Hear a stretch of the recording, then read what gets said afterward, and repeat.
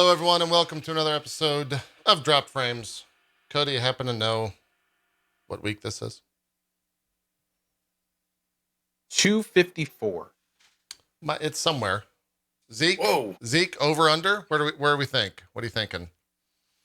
Think it's below that? This is now a Price is Right game. Up or down? How do we feel? One show. One show. All right. I don't know. Maybe we're in the 240s, I think. I don't know. This got too real. It's usually a goof, but Cohh made it too real. What did he say? 254? I'll say 253 or 256. Son of a bitch. That should be illegal. Nice. Are they still recording? They're not still recording The Price is Right in the age of COVID, right? That's not a thing. I think those are all. There's no way that's a thing. I don't know. I mean, it should be. If it's not, I mean, like they should just have a blank audience test. Just test the contestants. Have 5 contestants sitting there going, I know I'm coming down, dude, because I'm like, there's only 5 of us here. I'm just thinking about the fact when they bid on things, it's not what the price of the item is, it's how many people are going to be infected in the audience. Oh God, that's just dark even for you, just make homie. it real dark. Just like really lead into that shit. Jesus Christ. Anyways, we went there. It's fine. We got a whole bunch of news to get through. Twitch has been making some changes. We got a popular streamer coming back to the platform. Xbox is out there saying some stuff, but we have a little bit of an announcement ourselves. So I'm going to since Cohh kind of gave us the thing and then we facilitated here, we're excited to share who we're going to be talking to next week. Cohh, please introduce them. So talk about it. I'm really excited about this. I've been working with these guys for a while, and we've been trying to schedule something, and it finally looked like the stars were aligning. There's this big event happening next week, so it is a phenomenal time to talk to him afterwards. I didn't really have time to chat with him myself, and I love chatting with these guys anyway, so I forwarded him over to JP, and next week at 1 p.m. on the 19th, on this show, we are going to have our buddy Swen Vinky from Lar at Larian from Larian Studios. Yeah. Basically, the head honcho at Larian Studios, the day after doing his big Baldur's Gate 3 show, is going to be on our show to talk Baldur's Gate 3 and all sorts of awesome stuff. So he is the big head honcho over there. We're very excited to talk to him. It's going to be really cool. Swen. Yeah, exactly. Yes. So it's going to be great. It's going to be great, and very excited to talk to him. He is an absolute joy of a person.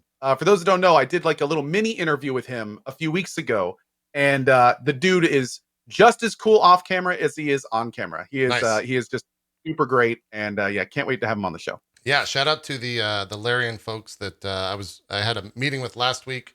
It was a good interview. I got told some things that I can't talk about that I'm very excited for next week. So we'll leave it at that. I don't want to. I guess I'm teasing already, but it should be a fun time. He's going to be on the show for about an hour, and we'll be talking to him about all things Baldur's Gate, everything that they're announcing next week on.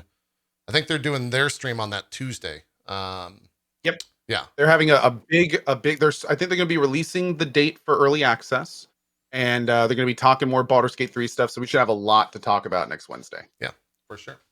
Then we'll just go on to a normal show. We're still going to have Phil on. We're looking to nail down that date. So as soon as we know, we'll let you guys know as well. Let's get into some news because there's a decent amount of it. Where to begin? Can we even mention the doc? Will we get banned if we mention the doc? Where's the doc talk at here on I Twitch? hope not. I've talked about it a little bit. Yeah, it's an interesting time with Dr. Disrespect being over on YouTube. I think he hit 600,000 was the numbers I saw in kind of his first stream. Yeah, just over 500, I think. Yeah, that was big. Yeah, it was big. A big deal for sure. I don't know where he's been averaging. I haven't tuned in since then. I don't know where he's been hitting his average. Has he done anything since then? I think so. I think he streams every day. Chat, fill us in. Yeah, I'm not sure. I'm actually kind of curious about that too. I didn't know. 500K bots? I don't think. Well, you never really know. It was hopping. It was hopping. Yeah, there were definitely a lot of people there. Yeah, he's done 2 streams, at least 100K according to chat. So. Oh wow. Okay, that's still huge. Yeah. An interesting predicament, though. We still know nothing. We still know nothing, and even now, he's still claiming he has no idea why. Yeah. It's just, is this going to be And the then- Twitch or the streaming unsolved mystery? Well, it gets deeper, JP. Oh, Because does it? not only is he claiming that he doesn't know why, to put it bluntly, the way that he's going about it is very counterintuitive to him not knowing why. Because like he actually made the big statement on his first stream. He's like, I don't know why. And the people that are trying to find out why are trying to bring me down, essentially. And it's like he basically said like people are looking for negativity. That's the only reason they're looking at it. I think he called them like what was the word he used? Like cockroaches or something. Like he was it's like the people that are trying to figure this out, you know, it's none of their business and they're trying to bring me down. And that brought up a couple interesting things where it's like, okay, he could have just let it go, but to add that second part, it's like, do you not want to know why you were taken off Twitch?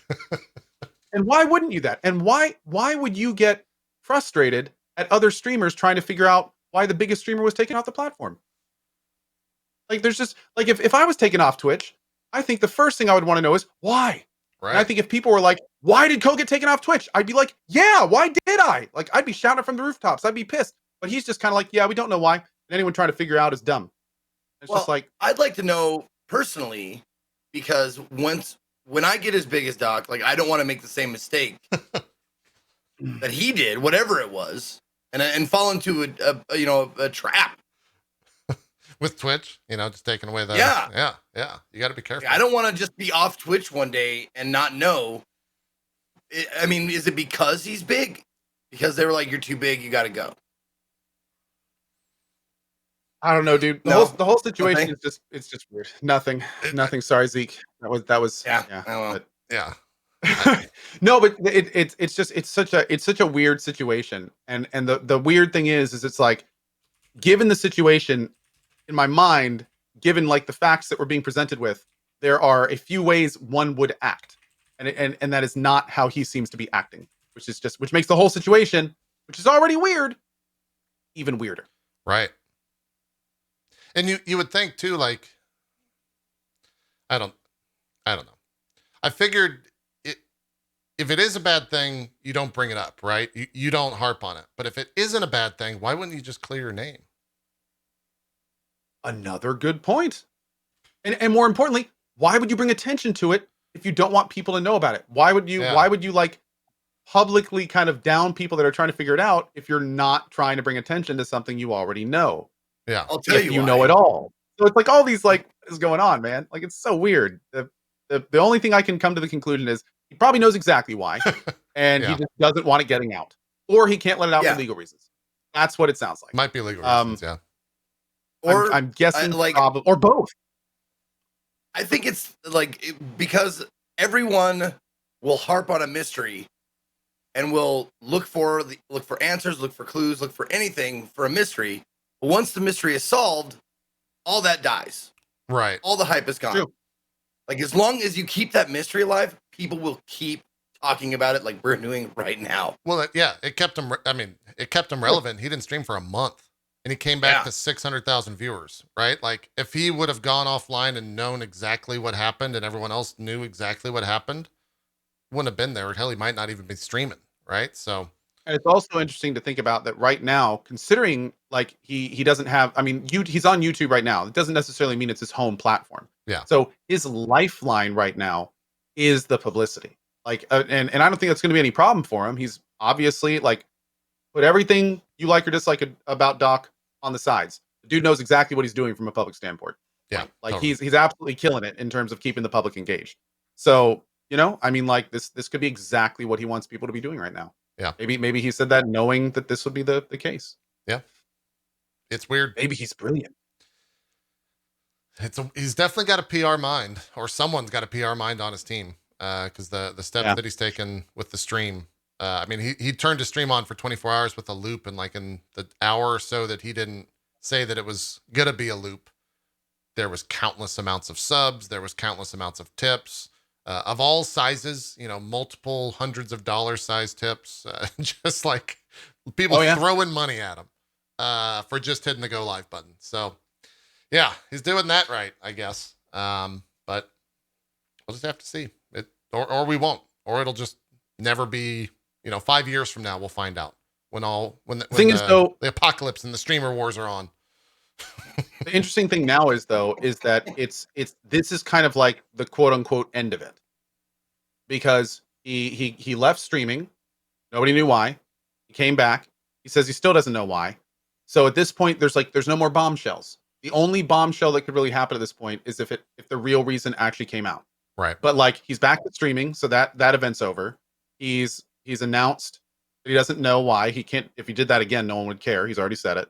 So it's like, at this point, all the kind of PR bombs concerning this are kind of done. Right. Yeah. So yeah, it's crazy. Maybe the last we talk about it. Maybe so. We'll see. Another streamer coming back after the whole Mixer thing with that platform shutting down. Shroud is coming back. I think his first stream is later today. Twitch was out there, saying, retweeting, "I'm coming home from Shroud," giving him a full-on welcome home Shroud tweet. It's interesting to look at that and compare it to other people that have left the platform and come back to the platform, and kind of how it almost seems highly they regard Shroud. I guess when you go to the other platforms, you shouldn't talk shit about the one that made you famous in the first place. That's the big thing. And like the thing with Shroud, and I think it's very telling exactly how Twitch is going about this, is Shroud was a professional about it. Yeah. He was very upfront about it. He was just like, this is a business thing. Mixer's offering me a huge amount of money to go over here. I'm going to go over here for a few years. Cool. My contract's up. Great. Literally the words, "I'm coming home." Yeah. It was just like a little jaunt for him. And now he's coming back to where he feels like he belongs, in his own words. So yeah, I mean, no wonder Twitch is happy. I bet Twitch is thrilled about this, because if anything, it solidifies their position as like, this is where everyone comes back to. Right. Yeah. So, yeah. Felt bad. Meanwhile, Ninja was like tweeting his affiliate page, being like, "We made affiliate," and it's like, that's not really the welcome back. That's very different. Well, he started off on YouTube, right? With Ninja's first. Yeah. Oh, stream. yeah. Yeah, it's true. Yeah. Which is weird that he didn't go back to YouTube. I thought that was very strange. I wonder if he's like testing the waters, where he was like, I got this many numbers on YouTube. Let me see how many numbers I get on Twitch. I wouldn't be surprised if we see him go back to YouTube. Yeah. Because I mean, he made a much bigger splash there. Well, and Twitch obviously was just kind of like, "Oh, cool, you're streaming on our service. Okay, I guess." Yeah. He might have a tough time on YouTube now with doc streaming, right? Like, people are going to immediately draw comparisons from a viewership perspective. And that's an ego hit, right? If you're just like, "Dude, Doc had 600,000 and you started with 100,000. What the fuck, man?" Like, I could totally see viewership saying that. Now, whether he cares or not, that's a him thing. But yeah, I don't know where Ninja goes. We've kind of gotten, I guess, everyone from the Mixer shakeup has found a place now. Shroud's back on Twitch. Well, except for Ninja. I mean, he's kind of the undecided one. Ninja's still looking. Yeah. Although he's also made it kind of clear he's going into like the more entertainment industry, which honestly is a good fit for him. I mean, it was pretty clear when he went to Mixer that like other things were priorities over the streaming and stuff, and he really kind of diversified and went out there and kind of did his thing, the music show and stuff like that. So this may be his launching off point, kind of going in different directions with it. Yeah. Well, speaking of music, like, I was just gonna make the comparison of Ninja being like MTV. It's like, Ninja used to play games all the time. And now what he does is just like, promotional stuff and fun shit, like reality shows and, like game show type stuff. Like, okay, I see the trends. I see where you're going now. All right.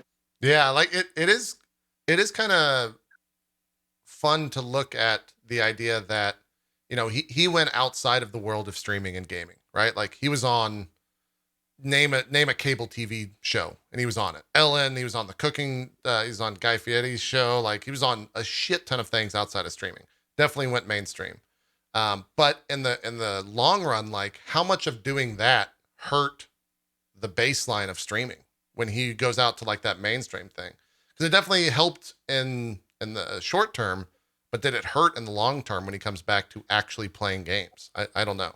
I mean, not only are you losing, natural attrition is a thing for streamers. Like all of our communities naturally atrophy over time. Everyone's does on streaming services. It's just the way of the game. Right. And for that to be happening in the background while he's gaining publicity, but not the publicity of people that go and watch streamers, it is kind of a double whammy. So, when, just like you said, when he comes back and gets like literally a fifth of the numbers of another big streamer for his debut stream, it's, I'm sure that's the kind of thing where it's kind of like, maybe I should go do something else that I have more fun doing. I mean, obviously, his wife was tweeting about buying an island. So I think they're okay. I think at this point they can just do whatever they want to do. Yeah. So yeah, more power to him. Whatever brings him joy. Yeah. He can do it.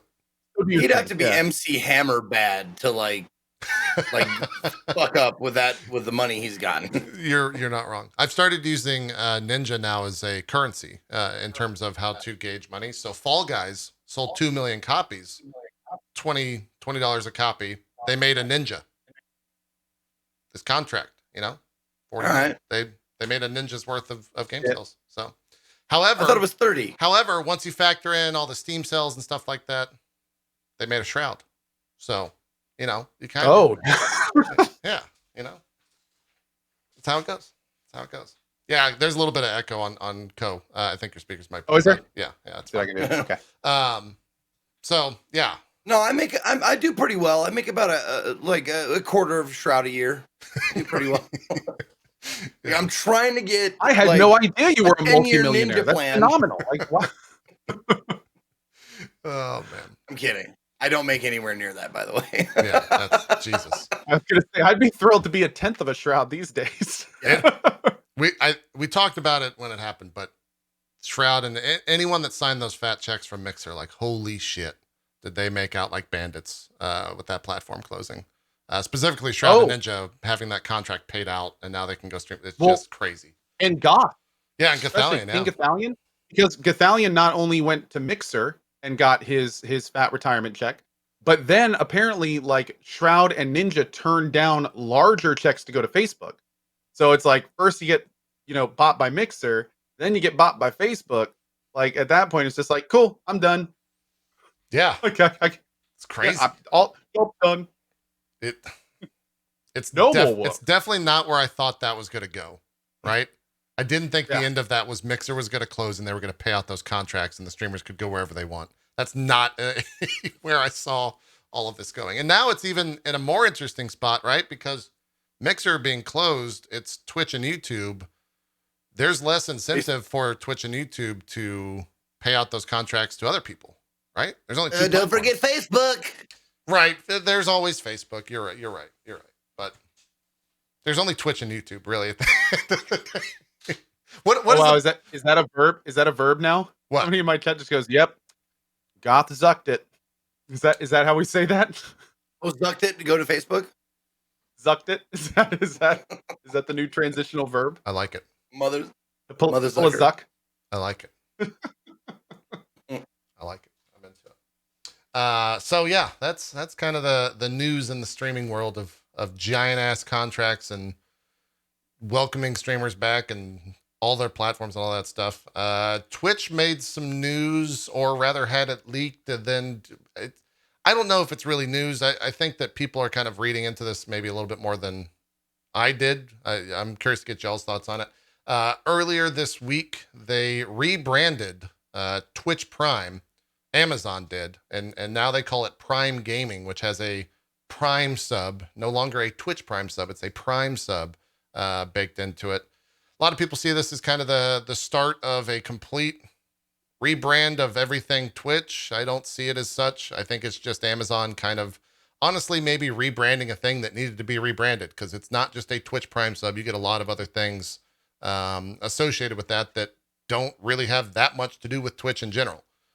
So it makes sense for a rebrand. I'm curious on y'all's thoughts though, with the Prime Gaming brand.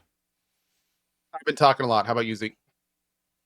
I'm just waiting for the day when it's like, it used to be Justin TV, then it became Twitch. Right. Now it's Amazon presents TwitchGaming.tv. I'm waiting for that. I think that's the next step. Yeah. And then Twitch it's just going to be Amazon Gaming. It's going to be Twitch. Do you think that's something that'll ever happen? Where Twitch is just I think forgotten at about? this point, and this actually ties into what I was going to say to your question, JP. Twitch is a pretty big mainstay. Like it's hard enough, as we have seen from Mixer and other places, for companies to break into this kind of normally.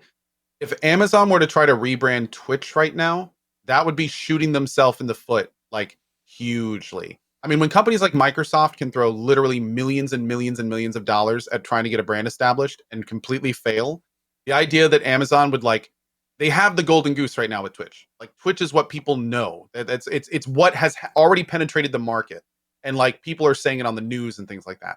If they were to then just switch that to some generic naming thing like Amazon Gaming or Prime Gaming or something, that would be one of the dumbest PR moves in history, to Or put it bluntly. business moves, really, as well. It would, yeah, it'd be terrible. Exactly, it'd be a terrible business move. It'd just be dumb all around. Yeah. That being said, I mean, sometimes branding is worth that. You know, sometimes having congruency in all of your structures. Sometimes they're just like, that's an, you know, I mean, we're a multi-billion-dollar company. We'll lose this much million doing this, and maybe it's worth it to them. But anyway, going back to the first part. So a couple interesting things about Prime Gaming. First of all, it makes sense from a branding perspective. They got Prime Video, but Prime Music. Now they have Prime Gaming. Like, and it is a bunch of gaming stuff, so that makes sense. The only thing that is a little bit strange, and I've seen a lot of action on Twitter about this and some other streams as well. Twitch made it very clear that they're not just about gaming. They have spent years trying to foster creative, music, all these other things that have nothing to do with gaming. So because of this rebrand, they have now basically said, or they've basically made it so all of these casters that never play games have to start selling this Prime Gaming service to their viewers to get their free subs. So, and of course, that's going to cause so much confusion. They're going to have to be explaining themselves all the time. No, I know you don't play games. I know I don't play games, but you get a free sub if you sign up for Prime Gaming. So you probably play games because you're watching through a computer. So if you do that, you can sign up for Prime Gaming and give me that doesn't play game a free sub. And it's just like, it feels weird. It feels kind of like a step. For me, it's in a step in the right direction because, I mean, hell, I'll be blunt. I still think Twitch should be about gaming. Sorry, but at the same vein, you know, it's a very confusing for a lot of people. I definitely think that Amazon should do streaming services for non-gaming content. Absolutely. But just like there was a Justin TV that did everything and Twitch was a small part of it, Twitch grew to become Twitch.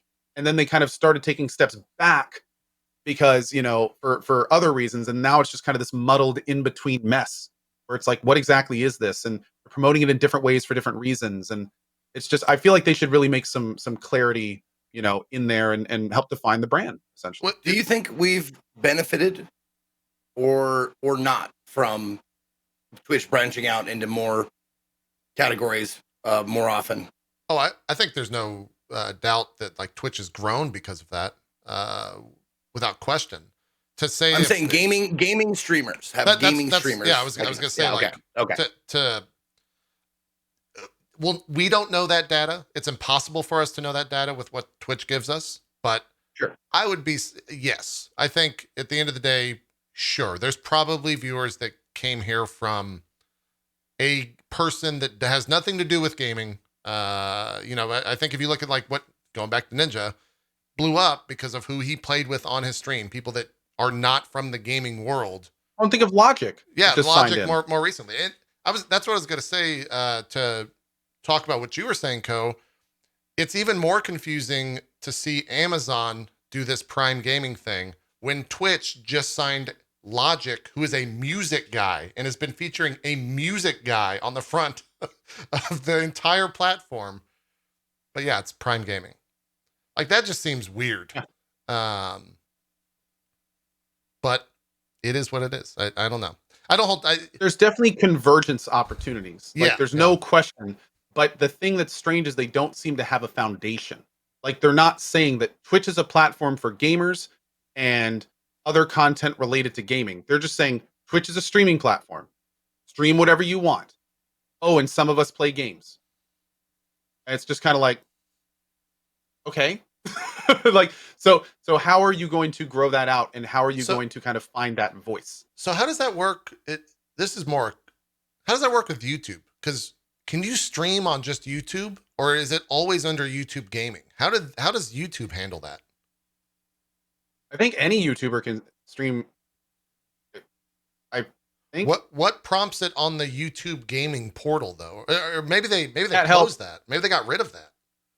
This comes down I mean, no, our you ignorance of shouldn't YouTube. only be able to stream games, right? Yeah. Right? I don't know if there's like a, just chatting section or a travel section of YouTube streaming. Yeah, you can. Oh, you can just stream under YouTube. So there's YouTube streaming, and then there's YouTube gaming streaming. Okay. Yeah. Why doesn't Twitch just go that way? Like, why doesn't Amazon? Wow. Why doesn't Amazon? I forgot some letters. Just call it like a streaming platform. That's how you rebrand. You make Twitch Amazon? about gaming, and then you introduce a parallel service called Amazon Live, Right. and then you put all the non-gaming stuff under there, and you start promoting them in parallel. Like all the gaming stuff is on Twitch, all of the non-gaming stuff is on Amazon Live, and then slowly over time, you have Amazon Live absorb Twitch, and then you just destroy Twitch from the inside out, kind of like Activision did with Blizzard. All right, someone clip this, put in a time capsule 5 years from now. Cohh gave all the wrong keys to the kingdom right there. Yeah, you're honestly not wrong though. Like I look at that as like, why didn't they just rebrand it as a streaming platform? Is it because they don't have a gaming section of Amazon and that was why? I don't know. They call it a Prime sub here. Like when someone resubs to us, I don't know if you guys have seen the change, but in my channel, when someone resubs, it says so-and-so used a Prime sub. It's not a Prime gaming sub. Yeah. No, Jeff, we can talk later. No, I know you saw that. It's cool. I'll send you an email. Okay. We all know that was. Tell him I said hi. Tell him I said hi. Now, we all know that Jeff Bezos has enough money that he doesn't actually call you. He has 10 different people in a chain of command that will call you, Cohh. Come on. Got to work on your goofs. 14 billion in a day. All right. He doesn't fuck with a phone. Who would fuck with a phone with that much money? He pays the Mormon Tabernacle Choir to call you. Hello, this is Jeff. Oh my God. You're not wrong. That's got to be A human cell phone. Just somebody who just holds a phone to his ear and just parrots everything.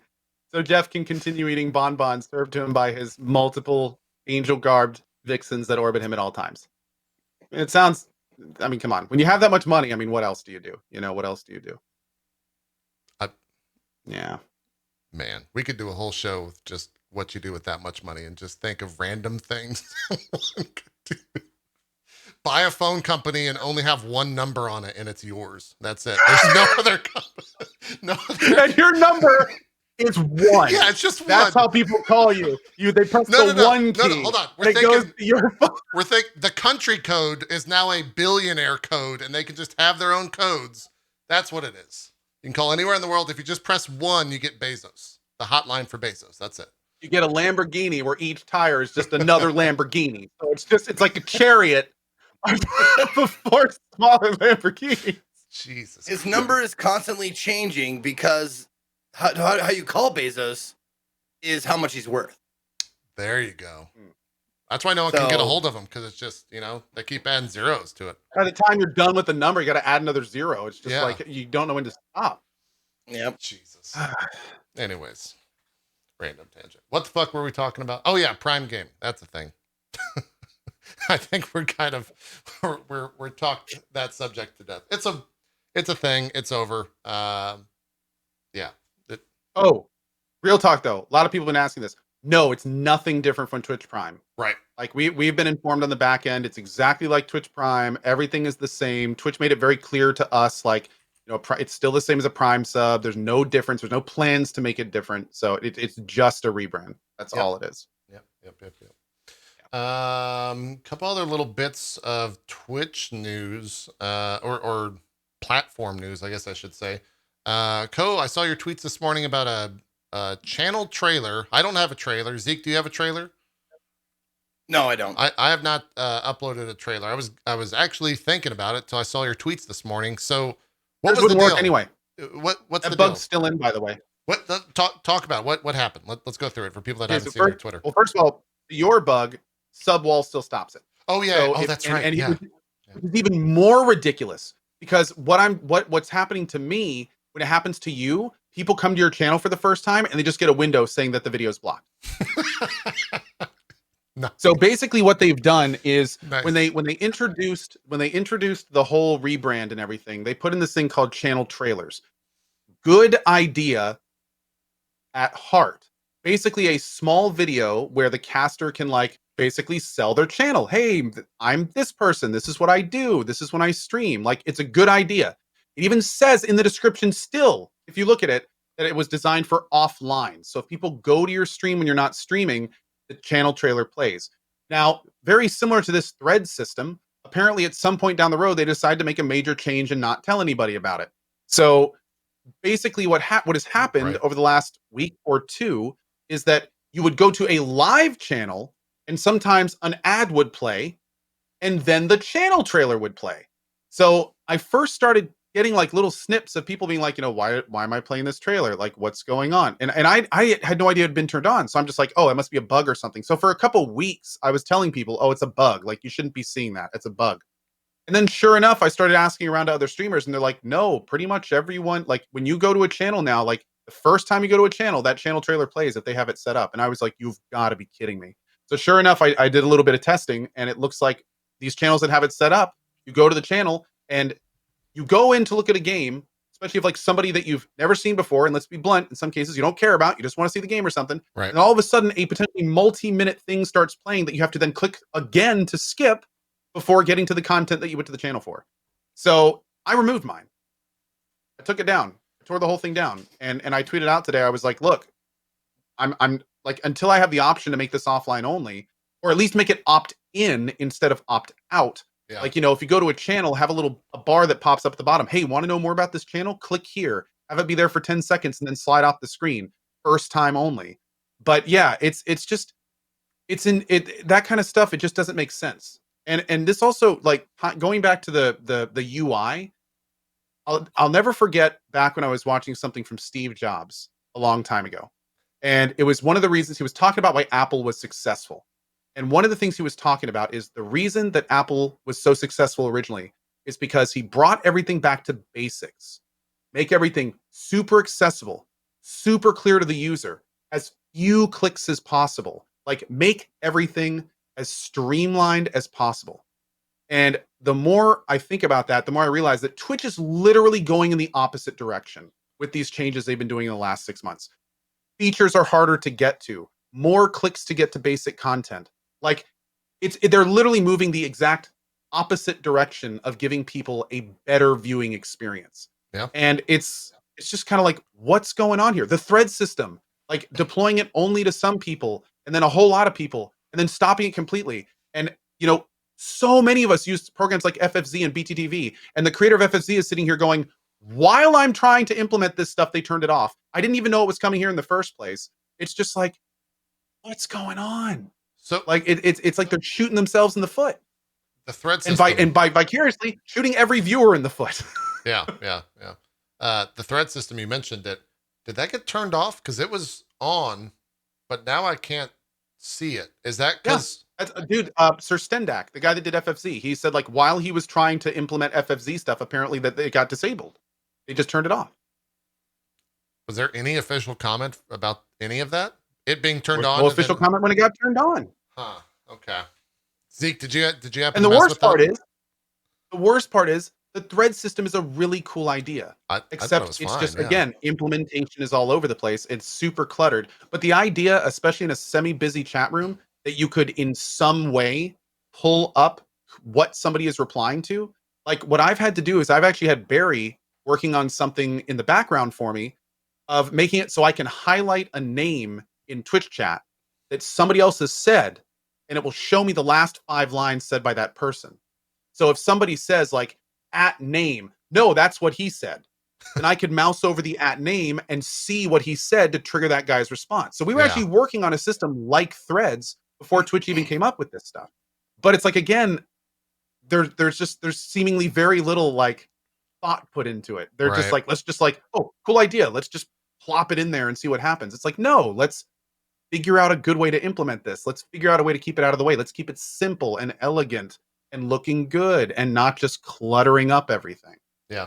I Not tell you, 5 man, minutes it's ago, pretty frustrating. I was trying to look at threads so I could, speak about it, but Turned obviously it's turned off. off. I didn't realize they But turned them off.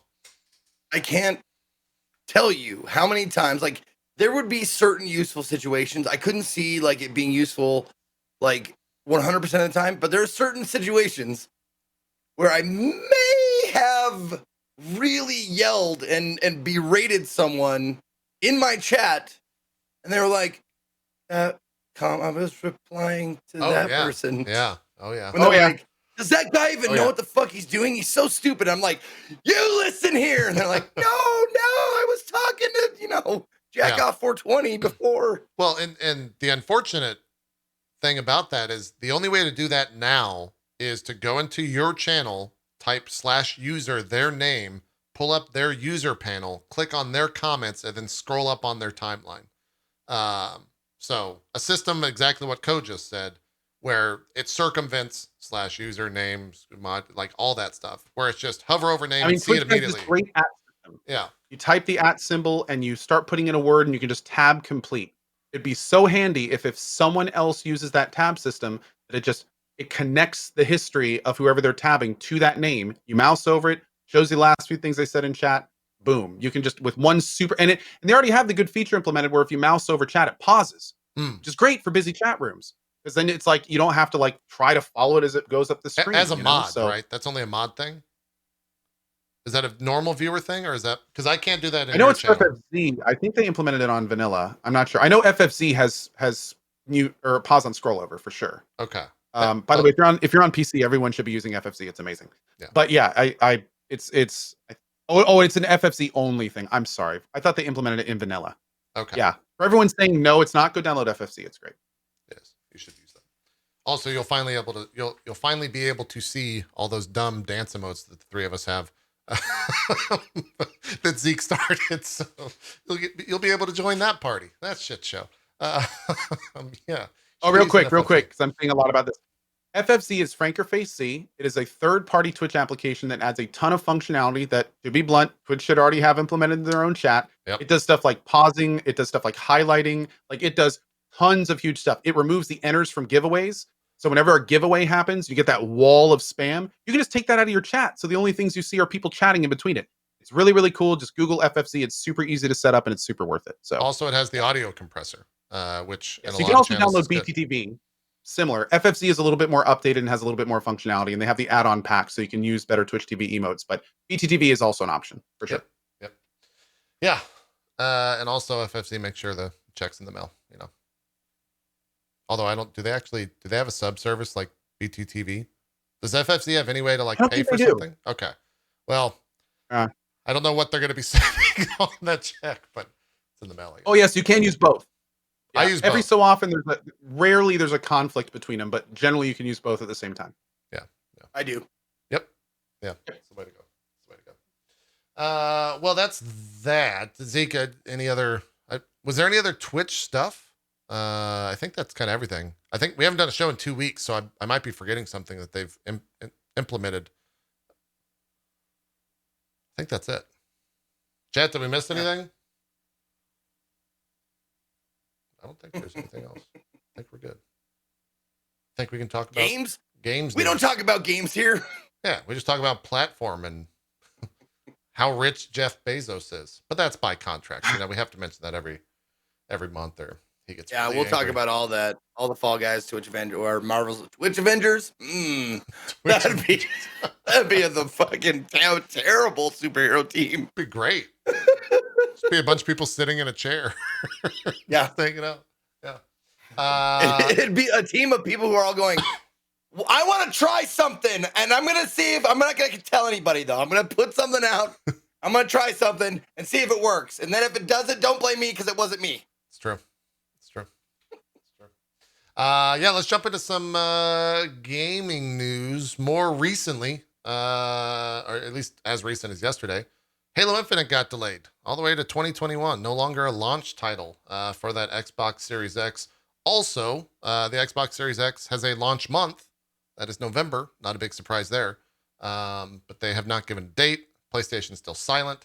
on when they're going to be launching the PlayStation 5.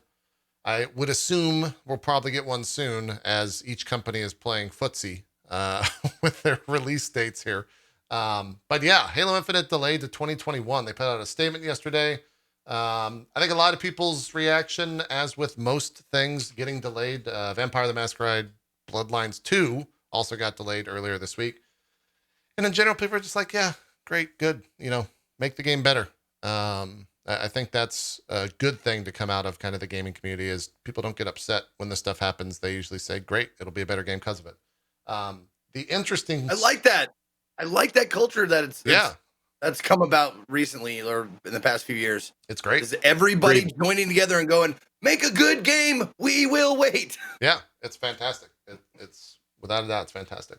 The interesting thing about Halo Infinite's delay, which is maybe a little bit more of a talking point, is this is the flagship title for the new console, right?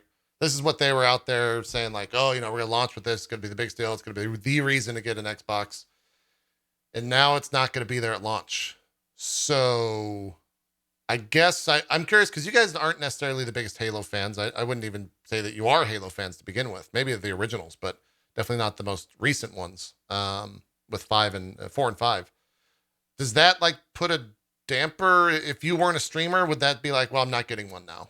I think because both of you are streamers, you're most likely going to get one. But with Halo not being a launch title, are you just kind of like, ew, that's gonna suck? What are your thoughts on it?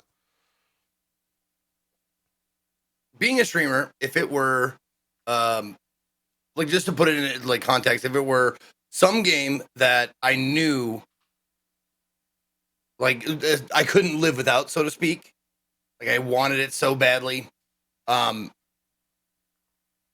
I would wait for the release of the game to buy it with the console. That's what I would do. If it was, if for some reason someone said I don't know, a new God of War 2 was coming out after the PlayStation 5 released, I'd be like, all right, I'll wait for that release, the game release, to get the PlayStation. Yeah, I get that. I think a lot of people will probably do that same thing, especially with Game Pass and, the fact that most of the Xbox exclusive stuff you can play on PC as well. So it puts that console launch in a very interesting situation. Cohh, what are your thoughts on it? I mean, unfortunately, I'm definitely 100% with you about the initial thing we said about it. If you only get one release, and it is much smarter to delay that release and release a quality product than burn that one release, releasing something that's just not up to standards. We've seen it happen time and time again, and again, it's like a first impression. You only get one of them, so do it right. That being said, the Xbox has always had their biggest issue be game selection, especially when you compare it to the PlayStation. So it's kind of it's a very much a double-edged sword in this. Now, good news is that Xbox, with this Game Pass thing, I mean, they can really push that with their console. That's a big deal. They haven't been able to push a new console with something this robust in a while. And to kind of have it just be, to even have the Xbox be like the Xbox Game Pass player. That's, there's a lot there. So that's good for them. But every title, especially one as big as Halo, that gets kind of taken off the docket is going to be a negative in that category, in terms of which console to get for new people. So yeah, it's kind of, and Halo is being one of the big ones. That's going to be an issue. Yeah, we'll see. This article piggybacked that Halo Infinite delay announcement as well, and it's doing exactly what you just said. They're focusing, on Game Pass. This November launches with thousands of games spanning 4 generations. So that seems to be kind of the big point that they're going to try to get out there. It's kind of funny because I think, was it Zeke that maybe started this, or maybe it was Bikeman, but I'll never forget the first time I heard somebody refer to their last gen Xbox as their Netflix One, because that's basically all they used it for is Netflix. And it's kind of it was funny because it got relegated basically to just a service. But then here we are, years later, being yeah, it's the Game Pass X. And it's oh, it's kind of cool. Okay. Yeah. It just play everything that's on Game Pass and it does it well. Okay, that's fine. Game Pass is kind of great. So I mean, It'd be okay. if you're let's say you're not a gamer, do you go spend, you know, 1,000, 1,500 on a middle of the road, top of the line PC, or do you go buy a new Xbox for $500, $600, whatever the price be, and grab Game Pass for all that, right? Like, And then, like, for the cost of 2 games that year, get access to that whole library for the whole year. yeah, It's a good value, man. I mean, I think these days it's kind of becoming just a fact. Is like the Game Pass is one of the best values in gaming. I've even talked to people that just don't like Xbox, don't like Microsoft, and they're just like, yeah, it's a really good value. it is. Do you think Where we are. Mm-hmm. Do any of you think this is the last console Xbox makes? I don't know. You know, I think. I think the better plan is to go towards Game Pass, like move towards that. I think it's a sign of the service. times. I agree with you. I think it's a sign of the future that, you know, PlayStation, even in their own marketing, is very much leaning towards like a console war. Xbox is just like, yeah, we got Game Pass. If you want to play it on PC, you can. If you want to play it on our console, you can. Great. Buy Game Pass. Play it on whatever you want. PlayStation's like, the PlayStation 5 is the greatest, most powerful console of all time with the sickest exclusives that we're packing into all of our games and marketing it. And it's just like, all right, cool. Like, you guys are going to go that way. Xbox is going to go that way. One of those will be the future. I kind of think the Game Pass might be that future, but you know. So what do they do in that case? Jack up the price at Game Pass $5 and put it on PlayStation? Maybe. So it's like, hey, so here's what you do. You pay $10 a month and you get Game Pass on PC and Xbox if you still got an old one. Or you pay $30 a month and you get Game Pass on Xbox or on PlayStation. If you're in the business of selling a subscription, I mean, you want to get on as many platforms as possible, right? Like, that would be a very weird day. And we're in a weird time to begin with, but like, if Xbox Game Pass ever goes on PlayStation, could you imagine what that would just be a weird thing. I don't think we'd ever see that. Well, you know, I'll never forget 20 years ago when they were like, could you ever believe seeing Sonic on something that wasn't a Sega? You're right. You know, you're right. You're not. Yeah, you're right. I think Nintendo and Xbox will happen first, but and not Xbox and PlayStation. But yeah, maybe. You never know. You never know. Weird times for sure. I guess we'll see what Sony does next. Is they're gonna maybe announce their month. What I think is gonna happen, and I think what Xbox is trying to nail down now, with them coming out and saying that November is their launch, with a literal 9-day period of the most absurd games coming out, including Destiny's new raid, starting it off, Yakuza in there, then Assassin's Creed Valhalla, and then 2 days later, the biggest game release of the year, Cyberpunk. If I'm Xbox, I would launch a console that fucking week and push, hey, this is going to be the greatest way to play Cyberpunk. And beautiful 4K 60 on your TV. You're gonna put Cyberpunk on the Game Pass? That would be a great way to sell a console. Right? Maybe that's why they haven't nailed down a date just yet. Oh my God. Could you imagine if how they were big to that would be? actually pull that off? That would be amazing. That means they could have Cyberpunk as like a release title for their system. Oh my Lord. Now, they would have to pay CDPR like $1 billion. They would have to give them like $1 billion. Yeah, it's a terrible idea for CD Projekt Red to do that. But if you're Xbox, it's the greatest idea. Unless they're like just so laced with money at that point. Yeah, like Bill Gates would have to sell a kidney or something. But you know, I mean, it would. Like... Don't say that. Don't say that. Oh man! I mean, seriously, they would have to. It would be nuts. It would be absolutely nuts if they were to pull that off. That would be just insane. Yeah, insane. It would.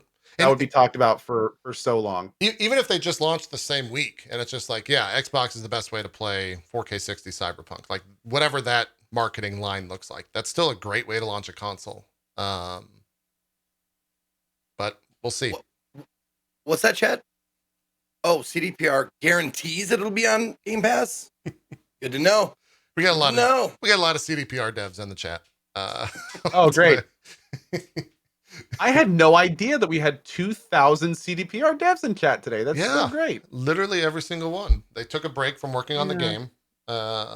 If it gets delayed again, don't blame us. All right, it's just a day. It's just 3-hour show that they're not going to be working. But yeah. So that is that. What else do we have going on? I mentioned Fall Guys selling 2 million copies on Steam. It's the biggest launch for Devolver.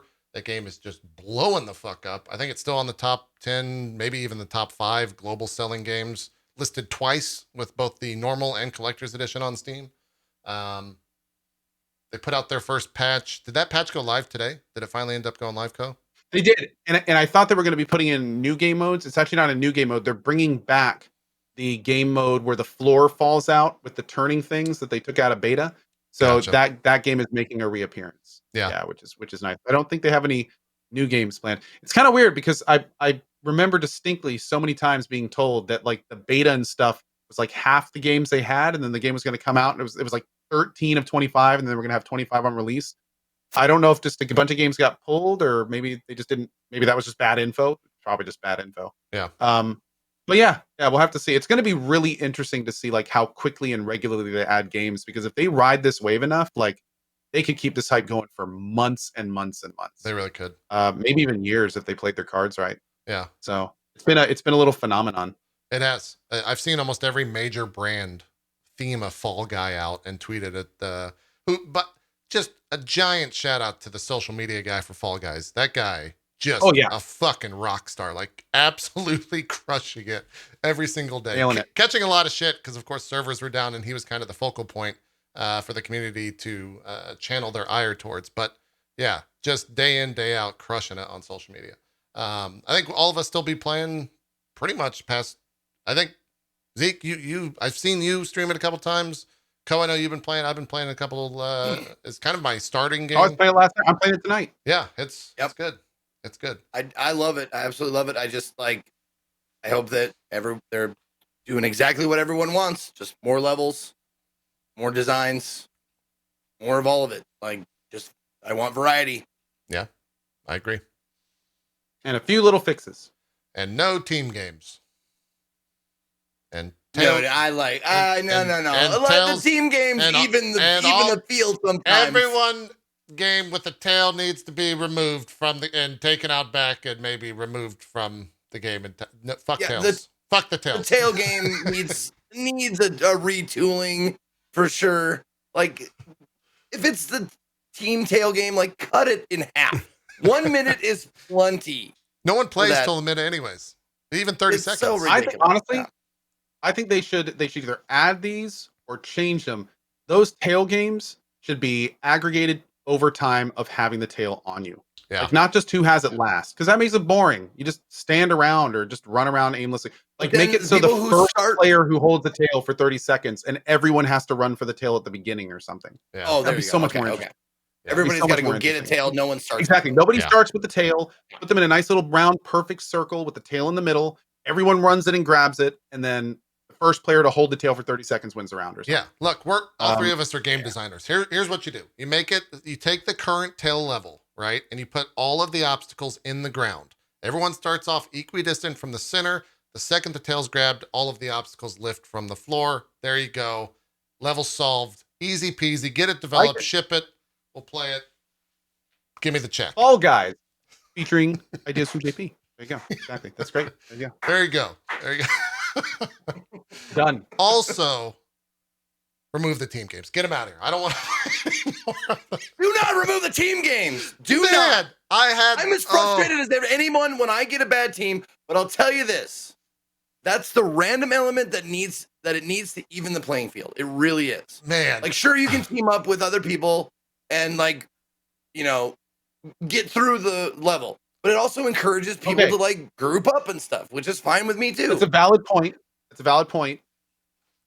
But screw you, that's wrong. So at the end of the day, they should at least have a solo option. I mean, everyone has fun in different ways. And for me, losing because I have two people that have no idea how to play the game, one person AFK, and my team already started with one player less than the other team. That's not my idea of fun. That is not what brings me joy. I do not get joy from that experience. Now that's shitty.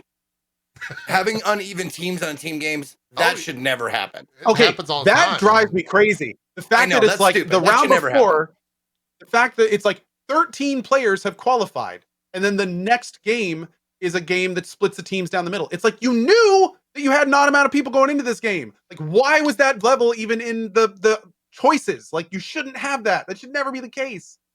Oh my lord. Yeah, I'm a sweaty Fall Guys winner. Look, I mean, that's at the end of the day. Like, I feel oh my just as lord. bad as the Sweat. next guy when it's 5v4 and I'm on the 5 and I'm just holding the goalie. Yeah, You know, I just feel so bad doing it, but you know, you got to. you just Man, have, you got to do what you have to win. The believability is right here. A galaxy far away is you from that Dude, statement you just made. I had a stint of fall ball, 4 losses in a row of just if you want to talk about pure anger and hatred towards teammates, that 4th loss. You know what would be cool though? Ooh. I think this would be pretty cool. I'd love to see this implemented on team games that have like an actual point score. Take the top person from the losing team and push them forward. So like the person that contributes the most on the losing team, like give them a pass. And that would at least encourage everyone on the team to like always be trying. Because it's like, even if your team loses, you still have an incentive to like do your best up till the very end. Because a lot of times, like I've been in so many games where, you know, like the ball game, the other team will score a couple goals and you'll just see half your team start standing around. It's like, oh, we lost, whatever, it's done. And it's like, yeah, but if one person could get through, if they had enough goals, like, you know, then everyone would be playing to the end. Like that would be super cool. Yeah. Now, some games that wouldn't work on, like team tail tag. Well, team tail tag would work, but some games it wouldn't really work on. You know, so yeah, like the one, what's the one where there's like 7 balls and you have to get the balls onto your side, your color side. There's 3 sides. I don't know. Like, that wouldn't really work because there's no way to dictate who's doing work. But, you know, some of them it could. And we've already talked about this more than we probably could have. Look, we're all very passionate about Fall Guys. All right. We love that kids game that, you know, is not competitive whatsoever. And we don't get angry at all. Ever. Very chill game. Never angry. Never showing emotion. We just love that game. That uncompetitive, very simple-minded, chill game. I just like anytime I play the game, I feel like I could win. Right. Yeah. Like anytime I play the game, I feel like I could win, and I haven't had that feeling like in a competitive game, like fucking ever. Maybe like with like Gang Beasts or something. Like I had like an idea that I might win. Mount Your Friends, you know those meme games that people play. Like I have a chance to win those, but like as far as a multi-million person game, like this is the first time I felt like, all right, I can do it this time. You're right.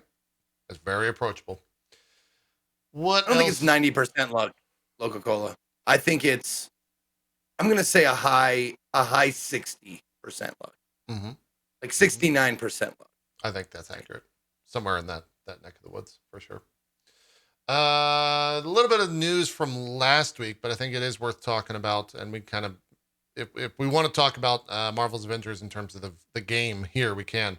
Definitely some big controversy last week, though, with Spider-Man being at first leaked, I think, and then finally confirmed that it will be a PlayStation 4/5 exclusive character within Marvel's Avengers. That's coming in 2021. That kind of started this whole situation that was later, there was a journalist that came out and said that Sony's kind of shopping that idea around of having like PlayStation exclusive things to a whole bunch of different third-party developers. Definitely something, you know, that we've seen in games before. Destiny comes to mind right out of the gate with exclusives. Soul Calibur. Yeah, like it's, you know, it's definitely shitty, without a doubt. I think it's maybe a little bit more shitty in the world of Marvel Avengers because it's not necessarily a skin. It is a full-blown character. It's also arguably the most popular Marvel character in a entire roster that is going to be, you know, locked to a console indefinitely, potentially. And that's really shitty for fans. Community events and stuff. Yeah. Yeah. Oh, yeah. There's more than just the DLC character. They're actually giving like PlayStation players more ways to progress in the game, which is kind of weird when you're talking about like a looter shooter, RPG-ish kind of game. Yeah, yeah, I was a little surprised by that. Yeah. I think, I don't think there's any hot takes there. I think it's just shitty, right? Like at the end of the day, it's just a anti-consumer practice that will probably always exist at the end of the day, right? Like PlayStation has to get people over to their platform. That's a way to do it. Maybe not, or it is not the best way to do it. And it's going to get a lot of ire that you've already seen on the internet this past couple of weeks about that type of stuff, but it is what it is. Do you think they're getting enough flack over the Spider-Man thing that they won't like do their own implementation of it? Meaning, like the X-Men are not owned by the same company. Fantastic Four, same thing, not owned by the same company. I don't think. Well, they're all owned by Disney now, but like in terms of rights, you might be correct. I don't know who owns like the gaming rights to those IPs. Yeah, that's what I'm talking about. Yeah. That's definitely a little bit weird.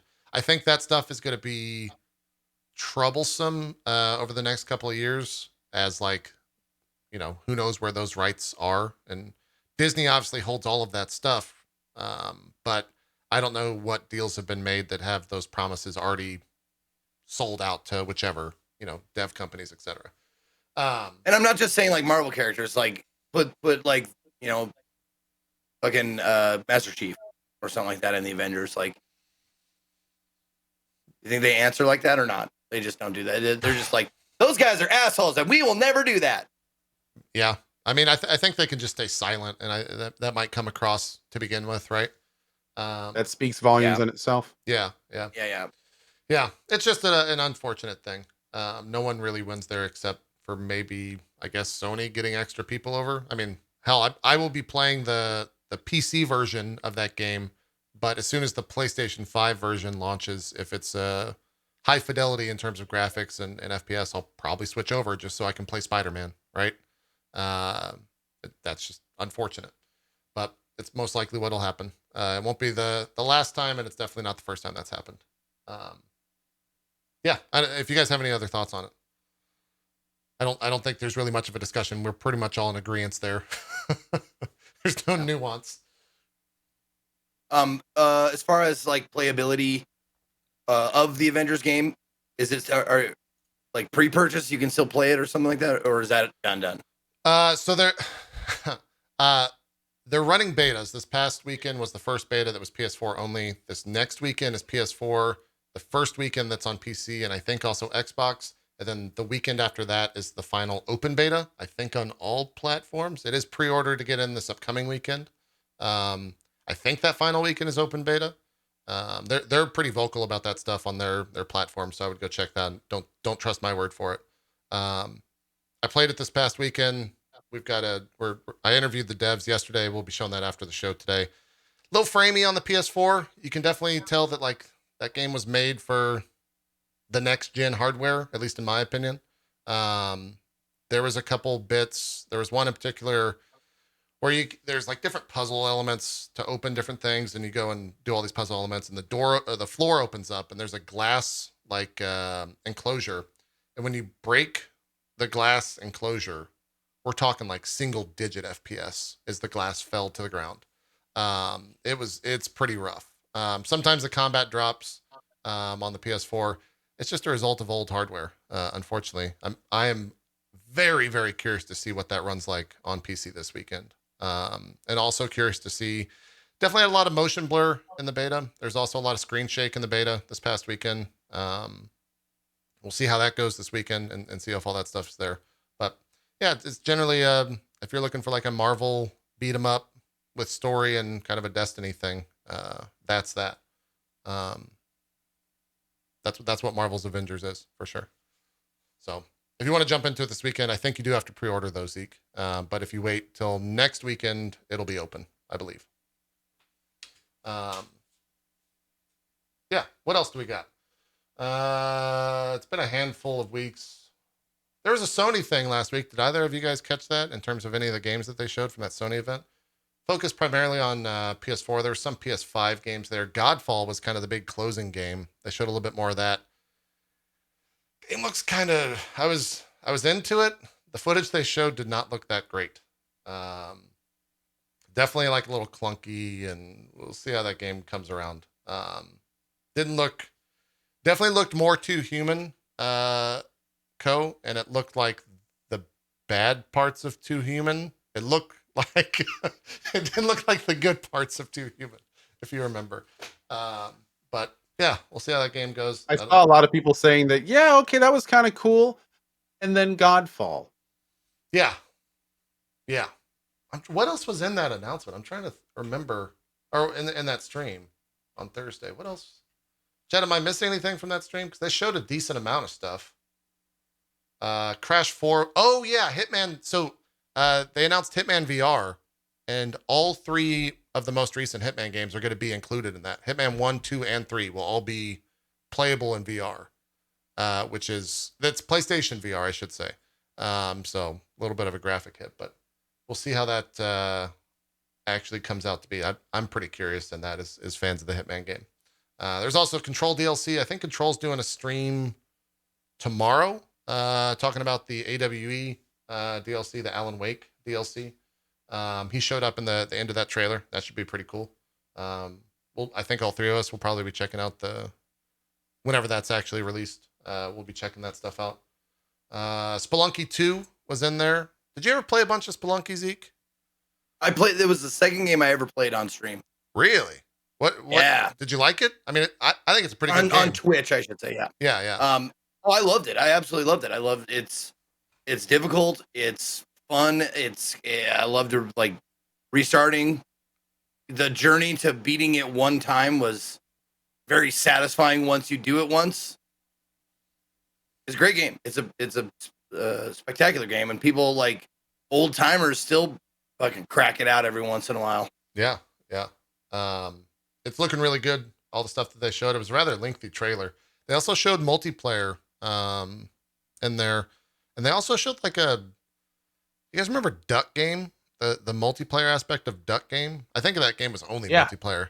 They showed a little bit of like Spelunky Duck Game type situation. So I don't know what that actually looks like. But there's a little bit of a video there showing multiplayer. So we'll see what happens when that comes out. That also got a release date of September something or other. I want to say it's early September in the teens if Chad has that actual date. So that'll be here in about a month or so on all the platforms that it'll be on. I think we'll probably be playing Spelunky. At least I'll definitely be checking it out. Very rage-inducing game. If you've never played Spelunky, you can die from almost anything.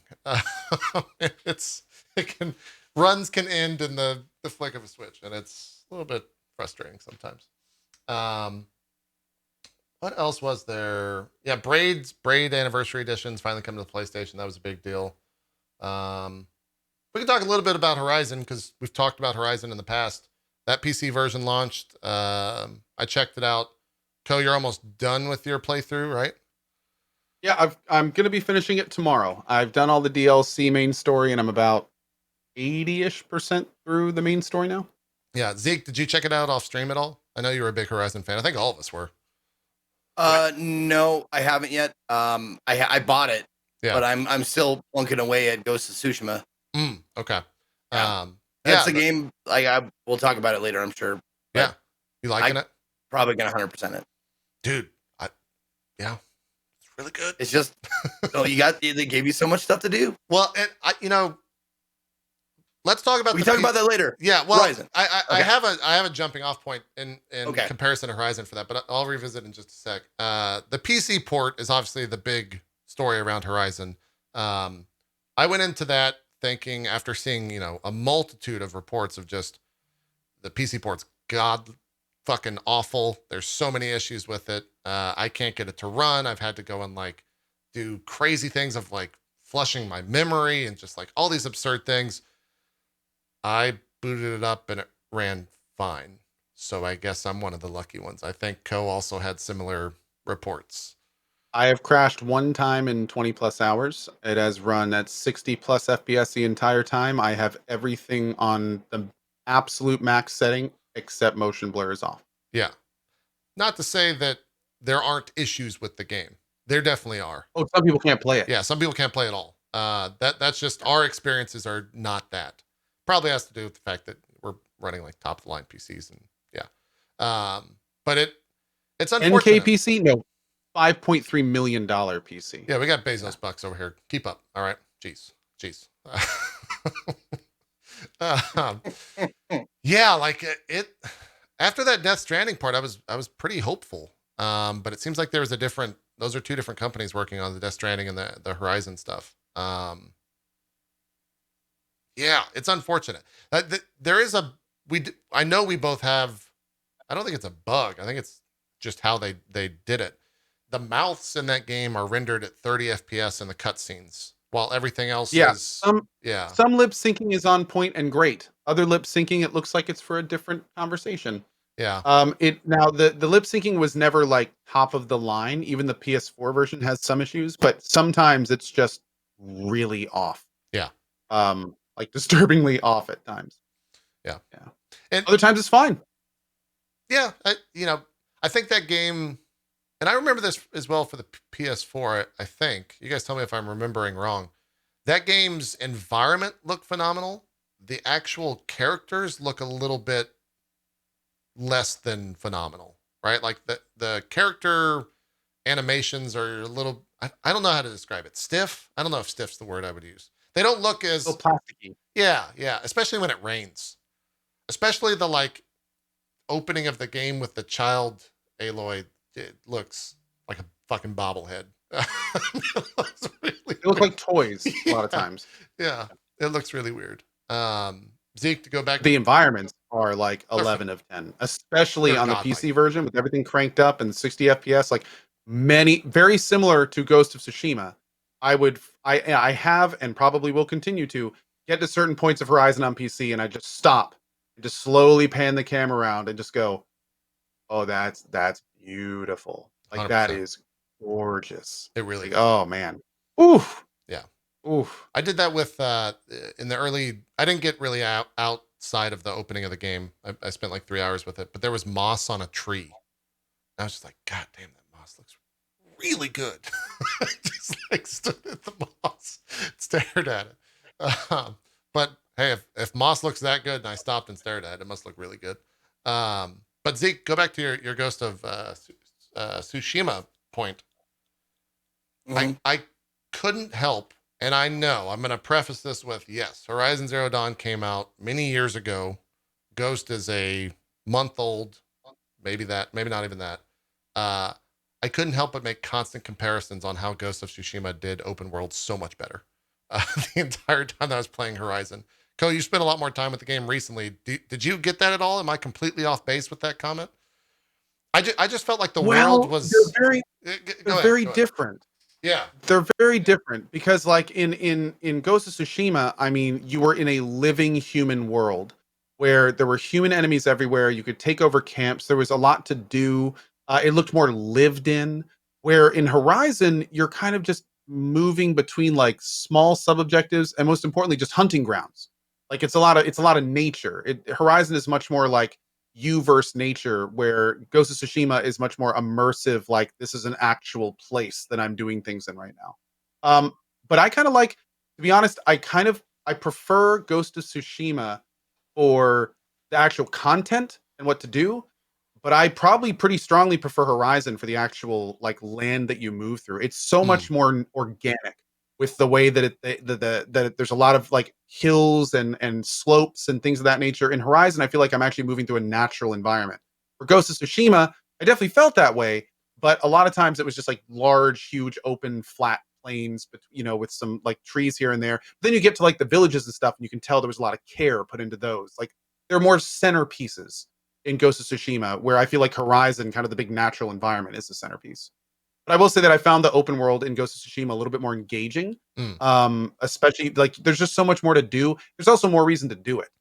Especially as you get towards the end game of Horizon, like all the collectibles, all the stuff that you go out and get. Like to be blunt, like the big overarching kind of like go out in the map and do this things in Horizon are just collecting like cups, figures or flowers, and Right. none of those really give you a lot of like good resources if you're in endgame.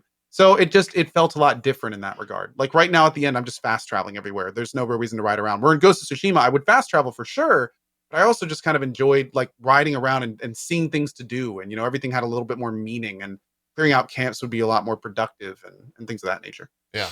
Did what do you think of? I think Oh, go ahead, Zeke. Let me to find. I'll your find footage. to your point, Cohh, I think one of the best things that Ghost of Tsushima did that Horizon could benefit from was the little the bird, like some sort of mechanic that like grabs your attention as you're traveling from one place to another, grabs your attention and says, "There's something over this way, follow me." And you're like, "Oh, Yep. okay." Yeah. And then you go follow that thing. That was a great That mechanic they is added. brilliant. That plus the wind, like that is so cool. Like that's actually one of the reasons I almost never rode my horse. I mean, Yeah. Ghost of Tsushima is a giant world, but because like there was so much to do and that bird would show up so often, I just ran around on foot the whole time and it was great. Yep. Like it was really good. This kind of stuff though in Horizon, this is one of the reasons that I like the map a little bit more. Like everything looks so organic and natural in Horizon, especially when you get up to like the ruins and stuff, like the tank right there and everything. Like they did such a good job making the world feel real. Where it was, like this bridge, another great example. Like it feels like everything on this bridge was made by hand. These environments are really top notch in Horizon. Yeah. Yeah, I definitely didn't play to this point of the game, so you're striking a chord now, and making me remember that this game does have a little bit more than just the opening. It's much bigger than I Also, remember. this is a quick shout out to Gorilla. The Frozen Wilds DLC, one of the better DLCs like out there. Like it rivals like some of the Witcher DLCs in terms of what it offers for the base game and everything. Yeah. Like really cool story, lots to do, hugely meaningful upgrades to the game in terms of like power and equipment you can get. It's a really great DLC. Yeah. Definitely worth it if you haven't. Like it's worth a revisit to Horizon if you've never played it. It's really good. Yeah. $60. Brought to you by Montana Recreation. $60. You think that how do you feel about that price for a PC version of Horizon with the DLC baked into it? I think the price is worth it if it worked for everybody. I think that the fact that it's a $60 re-release essentially. This game is so good with mouse and keyboard. This game is so good at 60 FPS, and also I think it's 50. It's 50. Oh, it's 50. Oh, okay, 50. Gotcha. Yeah, but even then, like the more FPS is amazing, and it makes the game feel so much better, especially considering that it holds it in most cases. The mouse and keyboard controls are phenomenal. The fact that everything is included is great. But if you're going to be charging $50 for something, that also kind of you can entail from that, since you're charging so much, that it's a rock solid port. This is not a rock solid port. It doesn't work for a huge majority of people, and that frankly is kind of a huge issue. So yeah, I would say like if you're on a mid-range system or even kind of slightly worried about it, you may want to wait for the price to drop a little bit, unless you're on like a really high-end system and also willing to take a gamble, because even on high-end systems some people are having problems. Yeah, and unless that, then I'd say like that's when $50 is probably worth it for you. But again, the game is incredible. Like Horizon is a phenomenal game. This comes with a phenomenal DLC. The additions are excellent, so I'm having a great time with it. I am curious. This might take a little bit more time than I'm thinking. When did this game originally launch? What year? People are saying 3 years ago. 2017. Let's see. 2017. Drop frames. February 28th. Game of the year. So over 3 years ago. I want to see where this game ended up on everyone's Game of the Year list, because we all played it. I think Horizon. Yeah. Did you play it in 2017 or did you wait? No, it was my game of the year. Okay. It was on. Okay. I know it was on everyone's list. Let's see. I gotta pull up the. I think it was up there for me. I don't think it was my game of the year, but I think it was up there. So, Divinity: Original Sin was your Game of the Year, Cohh. Zeke was your Game of the Year in 2017. Where did you put it at 5, Cohh? I put it at 6. Oh, that was what did I put before it? Before, what you mean higher ranked? Yeah. I'll just read the top 10s. Cohh, you started 10 Assassin's Creed, 9 Resident Evil, 7, 8, Thimbleweed Park. 7, Darkwood. 6, Wolfenstein 2, New Colossus. Horizon Zero Dawn at 5, Evil Within 2 at 4, Prey at 3, Neo at 2, and then Divinity Original Sin. I see it. Okay. Zeke, your top Cool. 10. 10 was Black the Fall. 9 was Prey. Oh yeah. 8 was Paradigm. 7 was Mario Rabbids Kingdom Battle. 6 was Hand of Fate 2. 5 was Hellblade Senua's Sacrifice. 4 was Cuphead. Oh yeah, Cuphead came out that year. Resident Evil 7 VR was your number 3. Persona 5 was your number 2. And Horizon Zero Dawn was your number 1. Persona 5 was 10 for me. Star Trek Bridge Crew was 9. Xenoblade Chronicles 2 was 8. Assassin's Creed Origins was 7. Horizon Zero Dawn was 6. Neo was 5. Cuphead was 4. Super Mario Odyssey was 3. Legend of Zelda Breath of the Wild was 2. And Getting Over was number 1. So, yeah, not any hot picks or hot takes or anything at all in those top 10 lists. Stand by them completely. So... Oh no, for my chat that is erupting in a riot right now. I did not play Persona 5 that year. Yes. So we could not have included it in the list. I didn't play Yakuza 0 until the next year, if you were wondering. Yes. Yeah, I don't have any. Getting Over It was number 1. That's that was a huge bombshell. I was like, yeah. Say fucking what now? That was fun. And all that, I think the year before I also did Overwatch was Game of the Year 2 years in a row, and you guys gave me shit. Yep. Oh man. Anyways, Horizon Zero Dawn out for PC. If it runs, it runs on your PC. I think we can all say it's worth it. If it doesn't, refund that shit. What's the Steam policy on refunds? You get 2 hours of playtime and then you can't refund it. Is that right? I'm not sure. I don't refund games that I play on stream because I feel bad because I'm making money off of it. Yeah, that's even if I hate it. Yeah, it's kind of slimy. I agree. 2 hours / 2 weeks since purchase. So, yeah, I guess grab it if you have 80 gigs ish to download on your bandwidth plan. If it works, it's definitely worth playing. I think a lot of people will agree to that. Hopefully, they come out and actually make some significant changes to the game, though, because it definitely needs them for a lot of different people. Zeke, did you have anything else? We got to take a break here pretty soon, but I do want to wrap up the Ghost of Tsushima talk. You said you're going to 100% it. You enjoying it that much? It's one of those games that once you you get up the map, defogs like a lot of open world games, the where you travel and stuff like that. So it speaks to a systematic mindset where you're like, all right, everything below this line, I'm going to complete every single thing that I can do. And I'm not going to move the fog an inch further north or whatever until I do these things, which is what I do. So it's like, okay, got all that shit done. Move it up an inch or two. All that shit. And it's just like, I can keep doing that. And the stuff is so it's close enough together where you can just do one thing, then the next thing, then the next thing.